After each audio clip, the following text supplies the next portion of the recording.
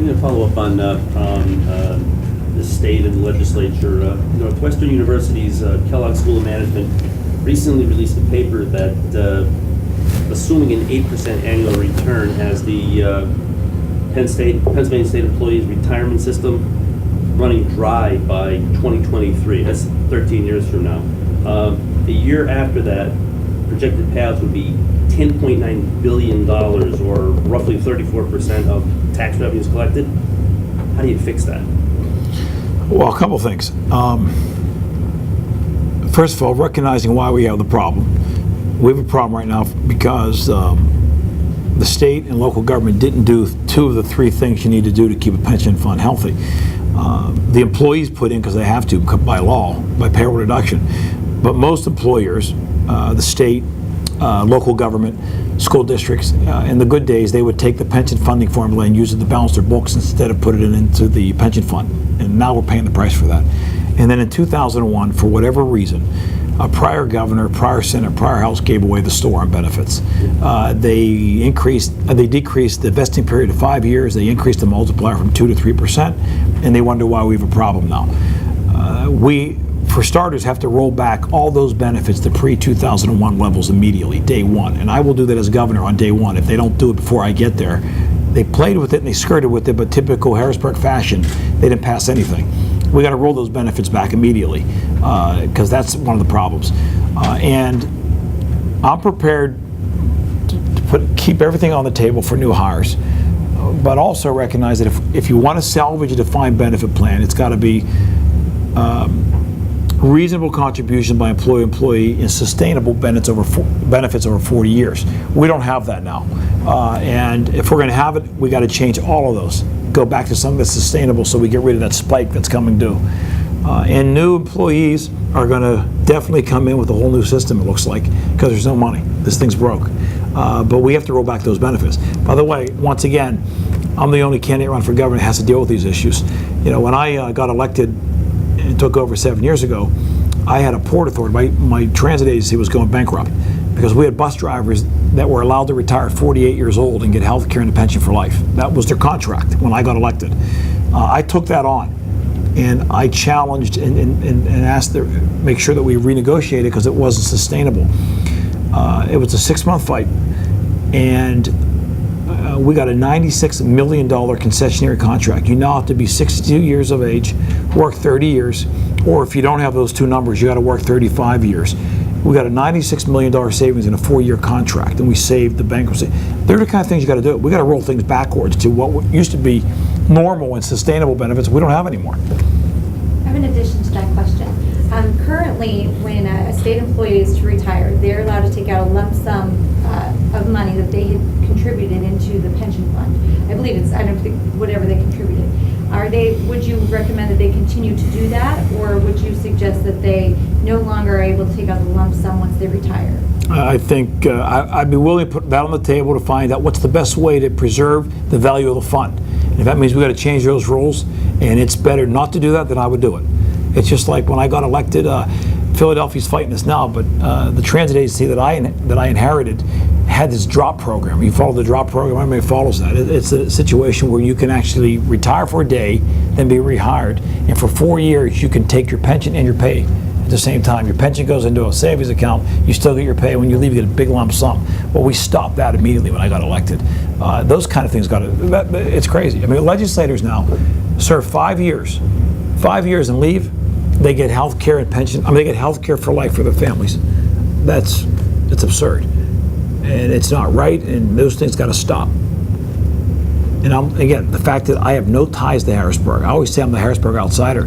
It's easier for me because I have no benefit in the system. I have no personal gain to lose in the system. I can go up there and change it because I haven't built anything up in that system. It's a lot easier for me to do it. Other questions?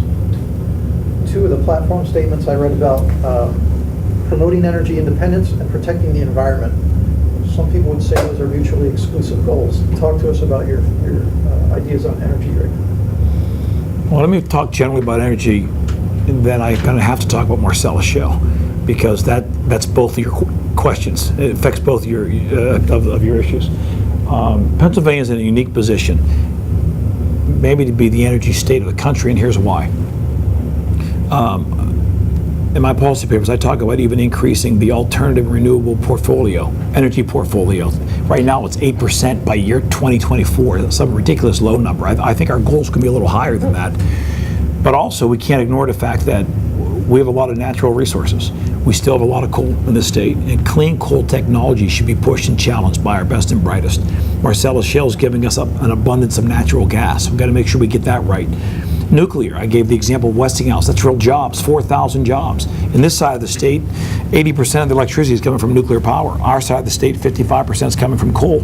These are real advantages that we have because they're here. It's under our land, and we should use it to our advantage. So I would have a comprehensive approach, which would include nuclear, gas, natural gas, and clean coal technology, and renewable and alternative energy portfolio, and incentivizing and encouraging that if the market doesn't work, but encouraging it. But we can't ignore the fact that we have this unique opportunity in Pennsylvania called Marcellus Shale. It came out of nowhere. I mean, 2 years ago, my guess is nobody even heard of those two words. And now you can't go anywhere in the state and not talk about Marcellus Shale. Everybody knows about it. And they're afraid, rightfully so. I view it as a golden opportunity with a lot of risk, and we get one chance to get it right. Tom Corbett and I have two different views on this issue, and they're like night and day. When I'm governor, I won't let the industry go forward unless and until we have a competitive severance tax. A competitive severance tax, there's 20 states that have gas. They all have a severance tax. Every Republican governor, every Democratic governor has a severance tax. You know, you ask me what's competitive, I would say take the 20 states, get the average, see what the average rate is, and use that from day one. Don't phase it in. That's probably competitive, or get something close to it within that range. But that's not the important piece. The important piece is what do we do with the money? I propose we do three things. I'm going to replace all the cuts that were made to the Department of Environmental Protection in the last 2 years. About 28% cut. Almost a third of the budget gone. Just when we're about to drill in every county, we're gutting the Department of Environmental Protection. The severance tax got to refund that department, so we have inspectors, we're watching the water quality, we're doing the environment, and we can get permits out the door. Two, I would do an impact fund. That money would be set aside for local government, and it would be used for roads, water lines, and sewer lines. There's a lot of wear and tear on the industry from Marcellus Shale. They should pay for it. And three, I would do a Grow and Greener 3 fund, which would give us money to preserve farmland, open space, and clean up brownfields. And then there's a fourth component that has nothing to do with the tax. That is, Penn State completed a study, and they said there might be 80,000 new jobs in the next 2 years from Marcellus Shale.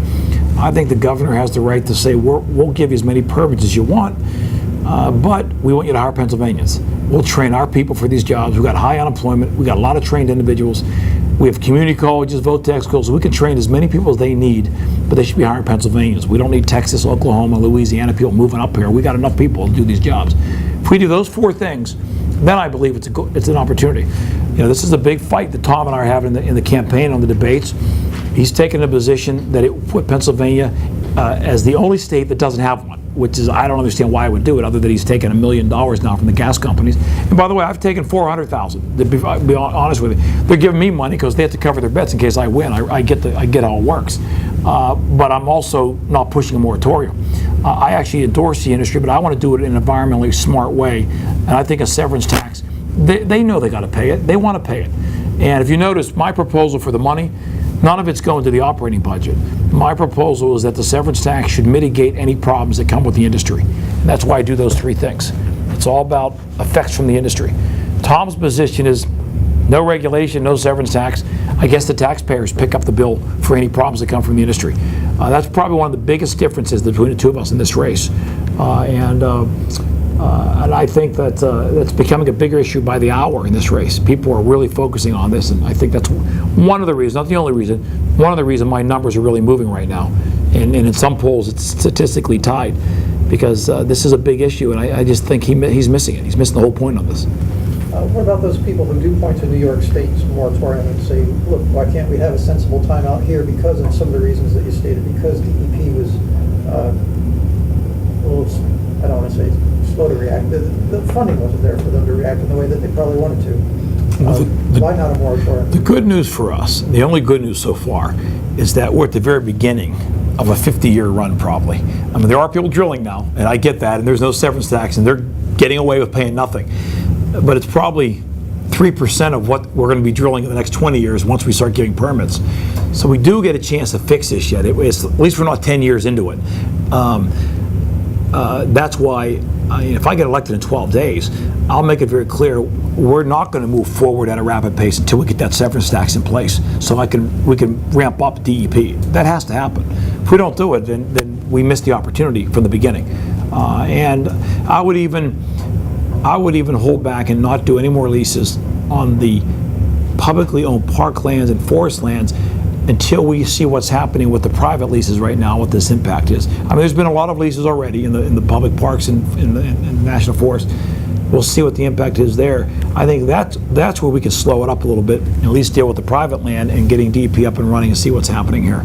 But you need the severance tax so we can fund DEP, because if the other problem that Tom never explains, if he doesn't do the severance tax, how could he possibly ever fund DEP when we're looking at a $3 to $4 billion deficit in the state budget? I mean, there's no money. This is actually a real revenue. It's one of the reasons why I'm not signing a no tax pledge, because I support that tax. I don't think we should be raising anything else at this point. We should work on the expenditure side, but we can't leave the severance tax money on the table. We need that to fund anything that's going to cause a problem and mitigate these problems. At this point, though, it looks like the severance tax is a dead issue for this year, unless you know something I don't about what's going to happen in November, December. If elected, how important of a topic is it for you? When do you take it on and how? It's so important. That's the one issue that I won't wait to January 20th. As governor-elect, I would go back indoor in lame duck and say, listen, if I was elected, we need to do this now. We can't wait to January. It's too long. This issue's got to go now. Obviously, it doesn't surprise me they didn't pass it. I knew they wouldn't. And let me tell you, what the House passed, I would have vetoed. It was too high, and they didn't spend the money wisely. And what the Senate proposed, I would have vetoed because it was too low, and it was a giveaway to the industry. We need to get something in between those two numbers, and we got to spend the money at least close to what I'm proposing.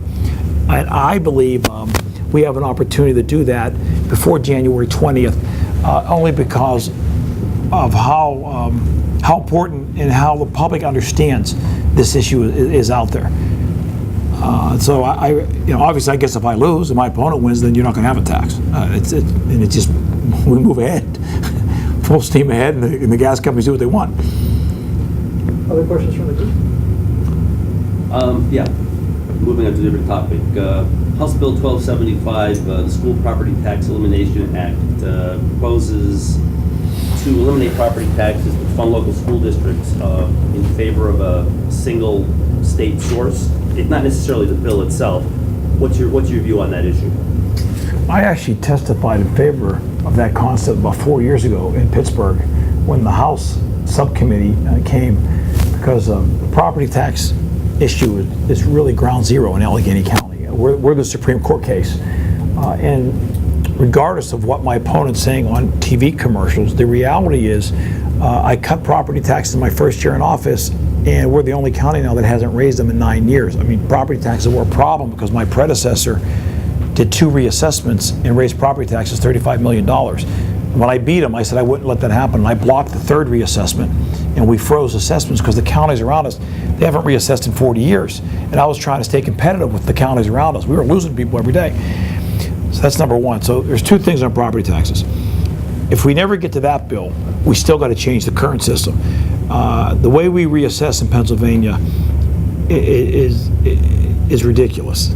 Only 2 states do what we do, Pennsylvania and Delaware. And Delaware only has 3 counties. 48 states get this right. If you're going to reassess every year, every 5 years, every 10 years, every 15 years, whatever we do, we got to have a unified, consistent, statewide methodology so that every county is doing the same thing at the same time with the same methods. So regardless of where you live, how we value a home is going to be the same in all 67 counties. Right now, it's a free-for-all. Every county does their own thing and there's no rules. Some never do it, some try to do it. That's a crazy philosophy, and no other states do this except, again, 1. So I would change that. I would also make sure we have protections per household. The way these other states do it, they make sure that when they do a reassessment, it doesn't automatically trigger a tax increase. They try to make it revenue neutral, and if there are adjustments, they phase it in maybe 2% per year. There's real protection. There's none right now in Pennsylvania. When my predecessor did the reassessment, we had 16,000 properties see their tax bill, not their assessment, their tax bill double, and that was legal. There was no way to stop it. And the other problem, when a county does a reassessment, school districts and municipalities, they just take the windfall and they raise taxes without taking a vote.